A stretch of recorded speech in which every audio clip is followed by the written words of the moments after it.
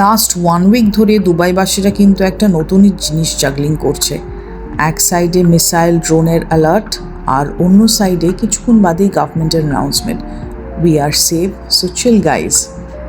হেসে বলতে পারছি because we are in the UAE. Stressful? Definitely yes, but we trust the system and its leadership. আর আমার কথা বলবো, সব অ্যালার্টের টেনশন ছেড়ে ছুড়ে দিয়ে আমি কালকে বেরিয়ে পড়েছিলাম লাঞ্চ করতে। আরসালান বিরিয়ানি মারাত্মকভাবে ক্রেভিং হচ্ছিল। খাওয়া দাওয়া তো হলো, তারপর চলে গেলাম ওয়েসিস মলে শপিং করতে। ওটা একটা বিশাল বড় ডিস্ট্র্যাকশন আমার জন্যে, অনেস্টলি একটা বিশাল স্ট্রেস বাস্টার।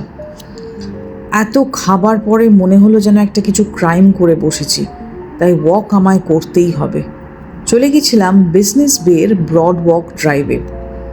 দারুণ জায়গা, কোনো ডিস্টারবেন্স নেই, সব কিছু এত স্মুথ। গাড়িটা জাস্ট পার্ক করে, আর কাল সানডে ছিল, পার্কিংয়েরও কোনো অসুবিধে ছিল না, তো গাড়িটা ওখানে আমি পার্ক করে হাঁটতে শুরু করলাম। অলমোস্ট 40 মিনিটস ওয়াক করছি, লাইট ব্রিজ, অল্প সানশাইন ছিল কালকে, একদম কমপ্লিট মেন্টাল ডিটক্স। আর সবচেয়ে ইম্পর্টেন্ট কথা বলবো, হাতে ফোনটা নিয়েছি, দেখছি যে 30 মিনিট আগে এখানে ইন্টারসেপশন কমপ্লিট হয়েছে, আর আমি কিন্তু ওই জায়গাটাতে ওয়াক করছিলাম। সো বেসিক্যালি আমি স্ট্রেস, ফুড, শপিং আর কিছুটা ফ্রেশ এয়ারের পারফেক্ট কম্বো ফলো করে একটা টেন্স মর্নিংকে একদম চিল মোডে কনভার্ট করে দিলাম।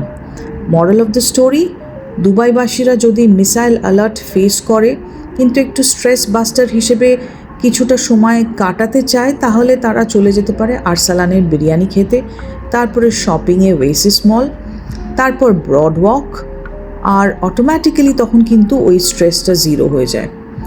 আর হ্যাঁ, সবচেয়ে ইম্পর্ট্যান্ট, একটা quick shout out to our UAE government, thanks for keeping us safe. Stressful situation থাকলেও আমরা still smiling, enjoying our day. খাবার, শপিং, ওয়াক সব কিছু কিন্তু included. So next time alert আসবে, but just don't panic. Follow my recipe, eat, shop, walk, smile and repeat.